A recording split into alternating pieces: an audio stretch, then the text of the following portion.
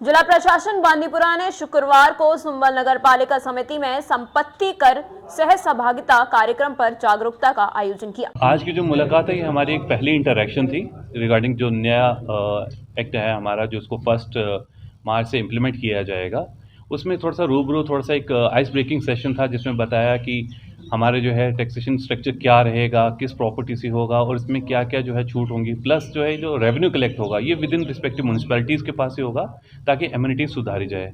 ये पार्ट है एक कॉन्फिडेंस बिल्डिंग मेजर का कि हमारी जो म्यूनसिपैलिटीज़ हैं, इस जो रहने वाले बाशिंदगान हैं और जो हमारे स्टेक होल्डर हैं, हमारे चाहे काउंसलर हो चाहे हमारे जो हैं वार्ड मेंबर्स हैं, ताकि एक कॉन्फिडेंस बिल्डिंग हो कि इनको ये एक्ट का एसेंस, कानून का एसेंस समझ आए और ये जाके अपने लोगों में समझा सके, ताकि उनके भी जो डाउट्स और जो मिसकम्युनिकेशन होती है, फिर अफवाहें फैलती हैं और लोगों में जो रिजेंटमेंट पैदा होती है वो ख़त्म हो सके। 1000 की एक इसमें डिफरेंट सीलिंग है, 1000 हो गया, 1000 से 1000 एक 1500 हो गया। जैसे कि मैं पहले भी बताया कि 1000 तक जो है वो नेग्लिजिबल है, उसमें कुछ भी नहीं होगा।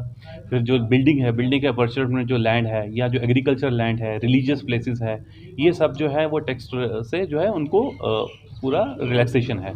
इसमें जो असेसमेंट अथॉरिटी है हमारी म्यूनसिपैलिटीज़ रहेंगी, ये असेसमेंट करेंगी और जो है एक नोटिस दिया जाएगा, इंस्पेक्शन का दिया जाएगा।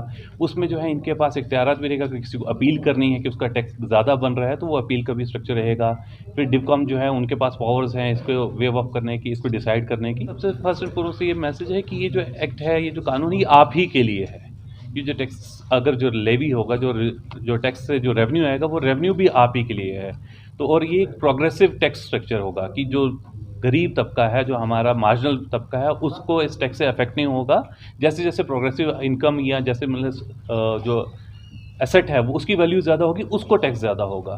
तो जो आम लोग हैं, जो हमारे मार्जिनल लोग, उनको किसी भी परेशान होने की ज़रूरत नहीं है। इनफैक्ट ये उनके फेवर। देखिए, जो प्रॉपर्टी टैक्स लगा है, जिन्होंने प्रॉपर्टी लगा, जो ऑफिशियल्स है, जो सेंट्रल गवर्नमेंट से ऑर्डर्स आए हैं, उन्होंने ये टैक्स अपने वहाँ पे जो बिल्डिंग सिस्टम है उसके हिसाब से लगाया है। अगर 10,000 मतलब 1000 स्क्वायर फुट के हिसाब से ये बता रहे हैं, वहाँ पे छोटे छोटे अपार्टमेंट्स बनते हैं, लेकिन जो उनके इंफ्रास्ट्रक्चर होते हैं वो बड़े स्ट्रांग होते हैं। हमारे यहाँ जो गरीब से गरीब तर होता है वो भी बड़ा मकान का साइज़ होता है, लेकिन अंदर उसको बैठने के लिए चादर तक नहीं होती है। ये एक नेचुरल फिनोमिना है यहाँ के लोगों का कि ये मकान का साइज़ बड़ा लेते हैं, लेकिन होता कुछ ऐसा है नहीं, उनका इंफ्रास्ट्रक्चर ऐसा नहीं होता है, ना ही उनके अंदर कोई ऐसी सुविधा होती है जिसे वो एंजॉय करेंगे कि जैसे उनके पास लग्जरी सिस्टम होते हैं उसी छोटे से अपार्टमेंट में। लेकिन हमारे लोगों के पास अंदर कुछ नहीं होता है, सिर्फ मकान का बड़ा साइज लेते हैं। ये एक मिथ है यहाँ कश्मीर में।